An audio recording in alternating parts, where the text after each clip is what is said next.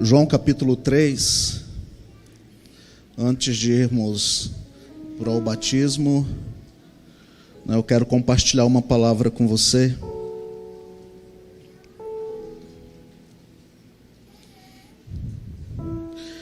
Sempre que a gente fala sobre batismo, a gente fala sobre um novo nascimento. E ninguém melhor para nos instruir e nos ensinar a respeito deste novo nascimento do que Jesus. Né? E no Evangelho de João, no capítulo 3, tem uma história muito interessante,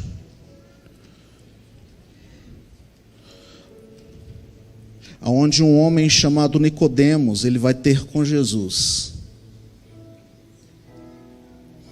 Nicodemos era um fariseu, um príncipe dos judeus, né? Ele estava entre uma classe seleta de homens daquela época. E é interessante que o texto diz que ele vai à noite ter com Jesus. Alguns estudiosos acreditam que ele foi à noite por uma questão de esconder dos demais fariseus. Uma outra classe acredita que ele foi à noite porque dificilmente um rabino atendia os seus discípulos durante o dia devido às suas ocupações. Mas é interessante que ele foi ter com Jesus, e a Bíblia faz 3 menções a respeito de Nicodemos. A primeira menção que faz está exatamente no capítulo 3. A segunda menção que faz está no capítulo 7 de João, quando os fariseus estão querendo dar um fim na vida de Jesus. E aí entra Nicodemos na história e fala: olha, é melhor vocês pensar direitinho, né? Isso eu estou trazendo aqui numa versão atualizada, Ricardo Spurling, né? Depois você lê lá que você vai compreender isso. E a terceira aparição está lá em João, no capítulo 19, quando já Jesus morto na cruz, chega Nicodemos e vai sepultar o corpo de Jesus. E é interessante que em todas as duas aparições, as duas últimas aparições, faz referência de que Nicodemos foi ter com Jesus à noite. É interessante isso. E eu quero trazer para a nossa reflexão nesse dia: o amor infinito de Deus se manifestou de maneira infinitamente gloriosa.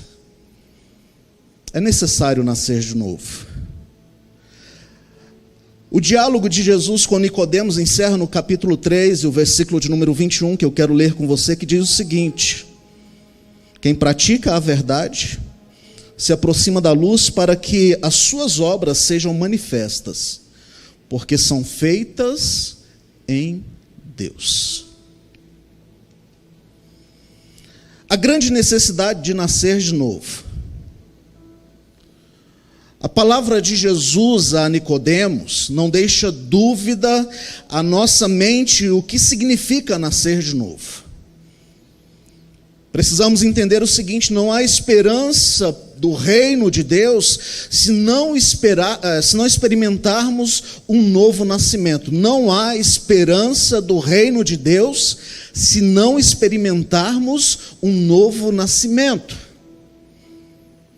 Capítulo 3, e o versículo 3, fica com a sua Bíblia aberta aí. Jesus vai e diz a Nicodemos: em verdade eu te digo, se alguém não nascer de novo, não pode ver o reino de Deus. Naturalmente, Nicodemos não compreendia estas palavras. A Bíblia diz que o reino espiritual ele é discernido espiritualmente. Então, naturalmente, na sua carne, na sua natureza humana, Nicodemos não compreendia e não entendia estas palavras. E aí ele questiona Jesus: como pode um homem já velho, grande, nascer de novo? Talvez seria o mesmo questionamento que eu e você fizéssemos, né? Como pode um homem já de 45 anos... Sérgio, tem quantos anos, Sérgio? 40? 44? 54. Eu estou querendo ajudar ele. Eu vou chegar lá, né?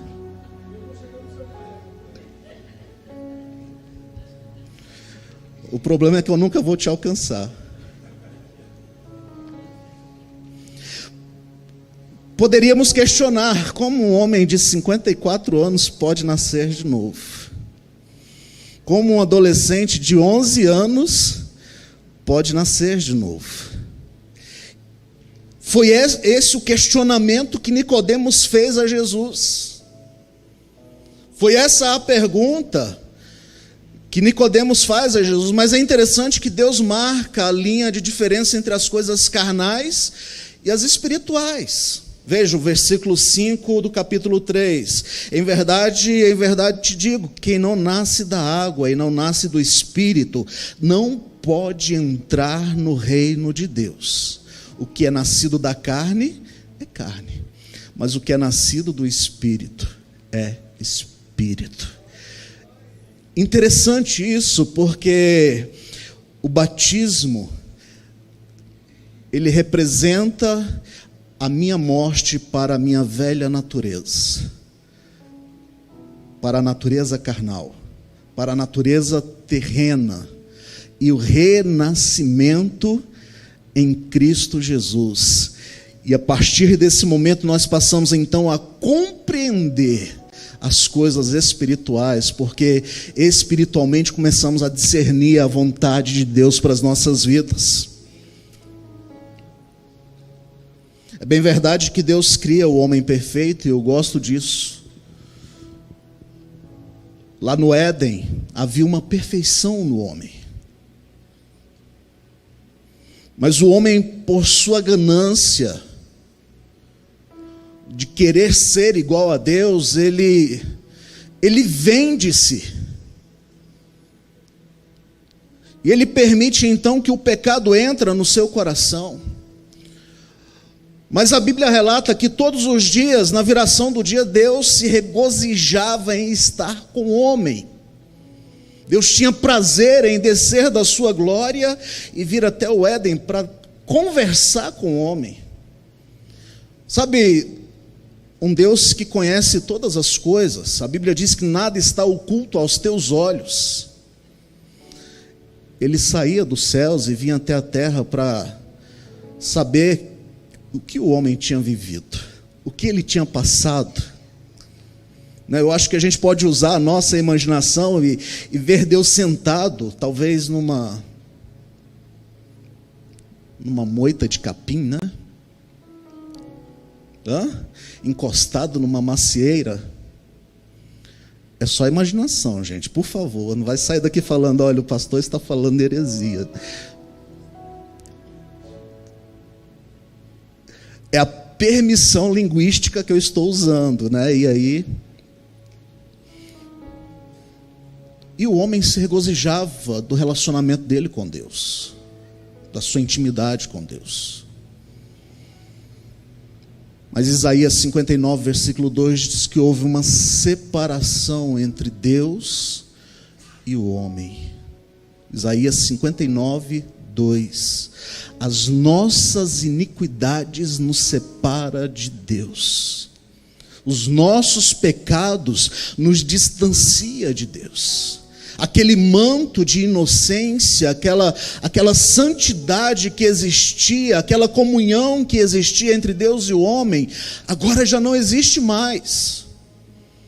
Esse elo de perfeição foi quebrado. O que era perfeito está ofuscado agora a imagem.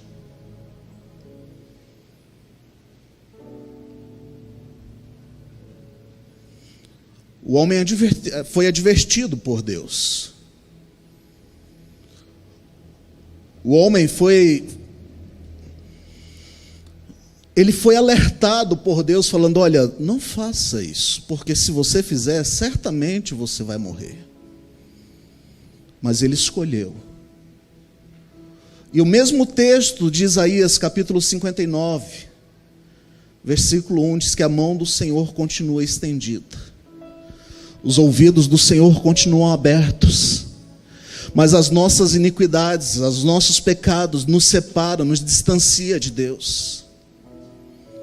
Sabe, Nicodemos foi ter com Jesus para entender o que era necessário para que houvesse uma restauração.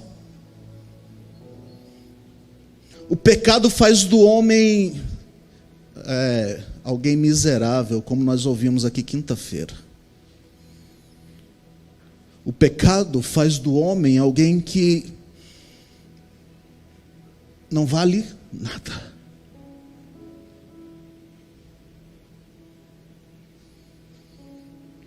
Se somos o que somos, é pela graça de Deus. O apóstolo Paulo diz: miserável homem que sou. Mas a boa notícia nesta manhã é que Jesus morreu pagando pelos nossos pecados. Ele se entregou na cruz do Calvário para restaurar a perfeição que havia sido perdida. Ele se entregou na cruz do Calvário. E aí então vem uma outra pergunta: como nascer de novo? Olha só. A palavra de Deus nos dá poder para essa nova experiência.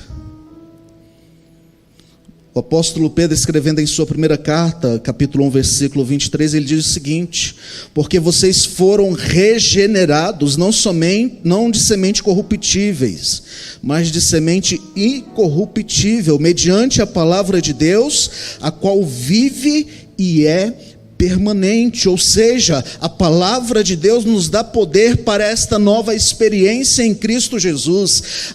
O evangelista João diz também: aquele que ouve a palavra de Cristo e a pratica, esse passa da morte para a vida. Ou seja, a morte já não nos domina mais, porque nós estamos na vida em Cristo Jesus.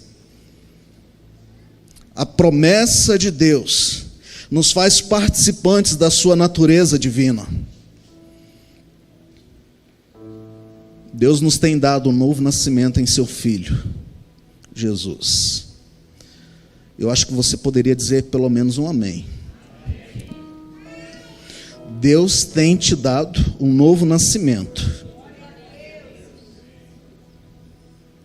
1 Pedro 1,3 diz: bendito seja o Deus e Pai de nosso Senhor Jesus Cristo, que segundo a sua grande misericórdia, nos regenerou para uma viva esperança, mediante a ressurreição de Jesus Cristo dentre os mortos, para uma herança que não pode ser destruída, que não fica manchada, que não murcha e que está reservada nos céus para você.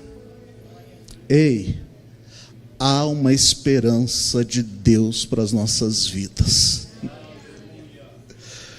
Perdemos a inocência no jardim, mas há uma esperança em Cristo Jesus. Fomos separados de Deus no jardim, mas há uma esperança em Cristo Jesus. Há uma regeneração em nós. E agora então nós precisamos lidar com duas naturezas. Esse é o grande desafio. Porque eu tenho a natureza de Cristo, mas volta e meia a natureza carnal quer brotar dentro de mim. Sim ou não? Os crentes mais experientes aí me ajudam.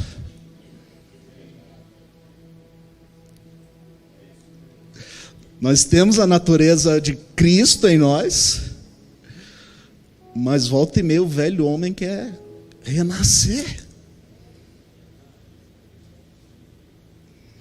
E a gente quer lembrar das coisas velhas.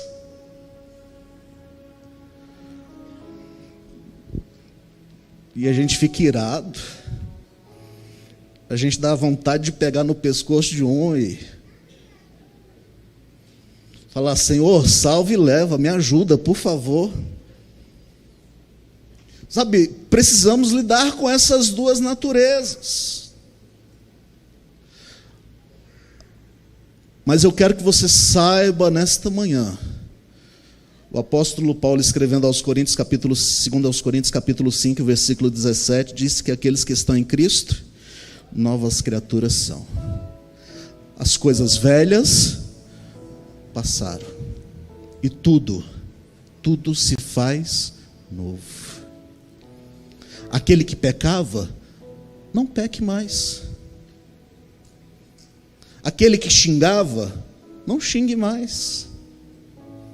Aquele que brigava, não brigue mais. A pergunta que eu faço é simples, Gabriel. É simples, Leleco. É um desafio. Porque todos os dias o velho homem está dentro de nós querendo renascer. Todos os dias a velha natureza está dentro de nós. Mas olha só que interessante. Se você tiver com a sua Bíblia, abra ela em 1 João capítulo 3. 1 de João lá no finalzinho, capítulo 3. E o versículo de número 9. Olha só o que diz. Enquanto você encontra.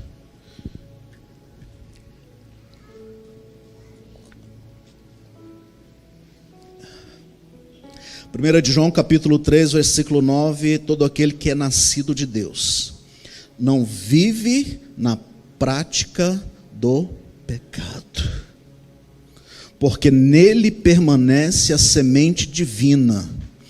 Esse não pode viver pecando, porque é nascido de... Essa é a sua nova natureza.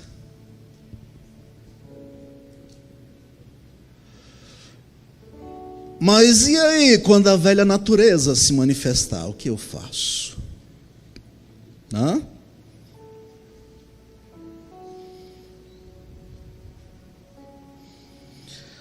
Mateus capítulo 7, versículo 18, diz que a árvore é conhecida pelos seus frutos.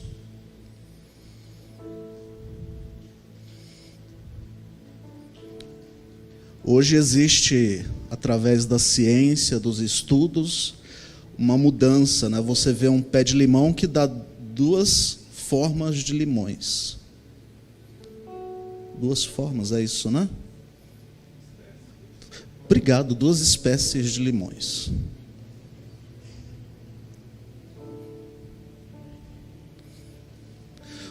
Mas lá na roça, a semente que você lança no chão, sem preparar, ela vai dar uma espécie de fruto. O texto em que nós acabamos de ler diz que nós recebemos a semente divina dentro de nós. Vou repetir. Você tem a semente divina dentro de você. A boa notícia é: o pecado já não pode mais te dominar. Poxa, me ajuda, o pecado já não tem domínio mais sobre a sua vida. A velha natureza já não tem mais domínio sobre nós. Vamos lidar nessa luta constante, diária, mas eu preciso lembrar, eu tenho a semente do Espírito Santo de Deus dentro de mim. E é ela quem me domina. Amém? Vocês que vão se batizar, estão preparados? Eu conversava com eles e contava da minha experiência quando eu me batizei. Meu avô, aliás, não podia jogar bola na época, né?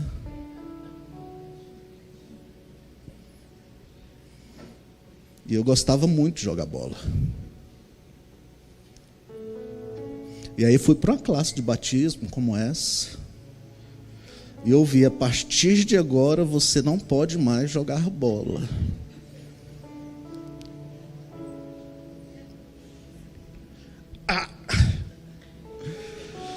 Como vai ser?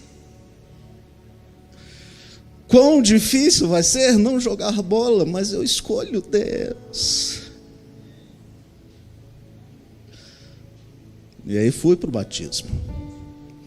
Domingo, batizei e tal. Bênção.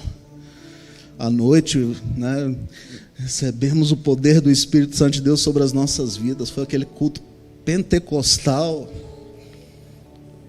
A maravilha. E na segunda-feira os colegas: Ricardo, vamos jogar bola?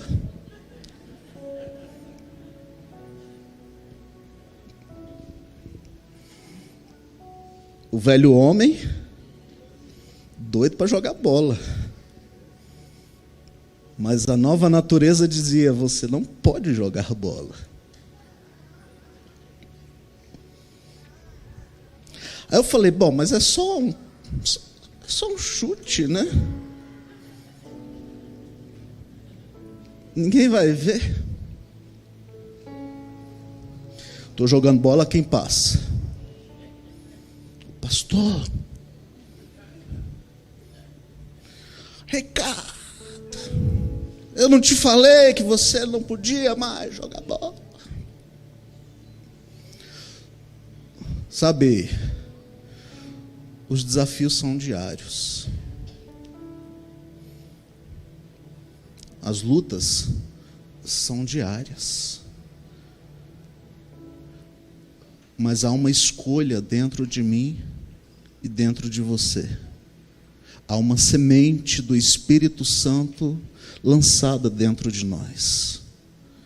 E nós agora então alimentamos a nova natureza. Amém? Já ouviram aquela história dos cachorros, né? Dos cachorros bravos? O dono deu muita comida para um e deixou o outro sem comer. E aí colocou os dois para brigar. Automaticamente quem ganhou? O que estava sendo alimentado. A nossa nova natureza vai vencer a que nós alimentarmos. Se você alimentar o seu espírito em Cristo Jesus, eu te garanto, você é mais do que vitorioso em Cristo Jesus. A palavra me garante isso. Vamos ter que lidar com essas duas naturezas. E como eu alimento essa minha nova natureza? O salmista, no Salmo 119, o versículo de número 11, ele diz: eu escondi, eu guardei a tua palavra no meu coração, para não pecar contra ti. Há uma necessidade de nós nos alimentarmos constantemente da palavra de Deus. Salmo 119, versículo de número 105, diz que a palavra de Deus é a lâmpada para os nossos pés. Ela é a luz para os nossos caminhos. Eu preciso me alimentar da palavra de Deus. Eu preciso buscar em oração. Eu preciso buscar contemplar a grandeza de Deus em minha vida. E o apóstolo Paulo fala sobre isso. Quer ver? 2 Coríntios capítulo 3.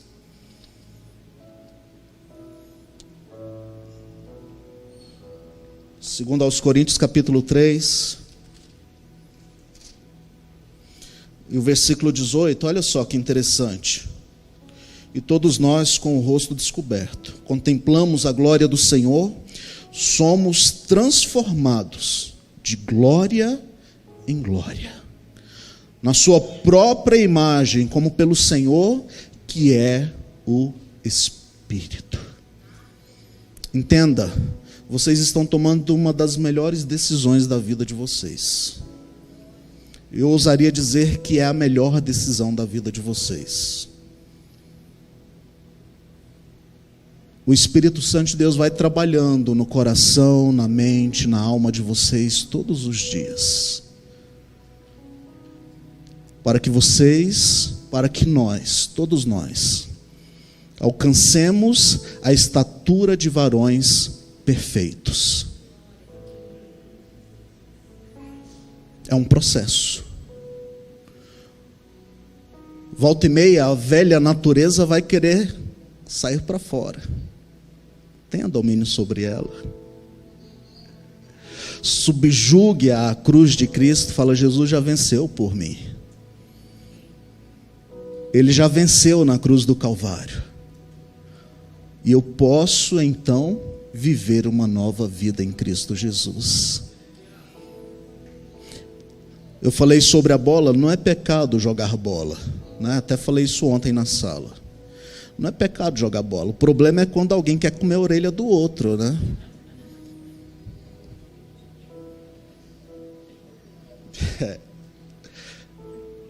Que a gente fica sabendo de alguns futebols que acontecem por aí em outras igrejas, não.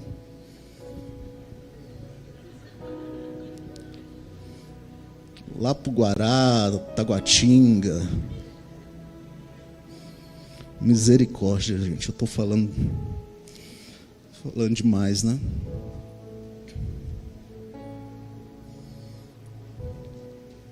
Por isso não desanimamos. Pelo contrário, mesmo que o nosso ser exterior se desgaste, o nosso interior, o nosso espírito se renova todos os dias. Todos os dias. É uma luta de fé. É uma luta constante. Mas não desista. E Nicodemos, onde fica na história, em toda essa conversa?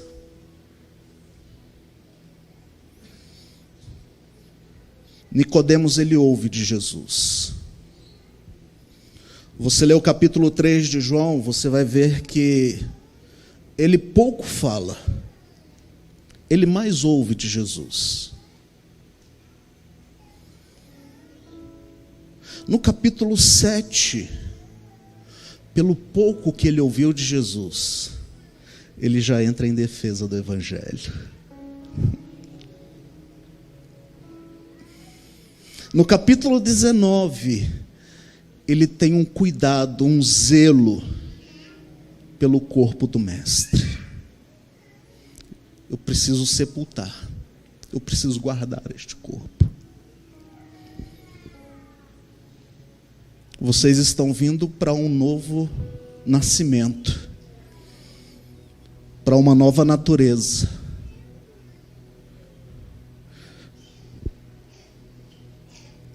Tenha essa palavra no coração de vocês. Entre sempre em defesa do Evangelho. Entre sempre em defesa dos princípios. E isso vale para todos nós. Hoje a gente tem visto tantas doutrinas que não condizem com a palavra de Deus, e volta e meia a gente está engolindo algumas delas e vai engolindo. Eu não preciso abrir nada para vocês, vocês sabem de tudo que tem acontecido. Se posicione sempre pelo Evangelho. E por último, cuide do corpo de Cristo, porque você faz parte dele.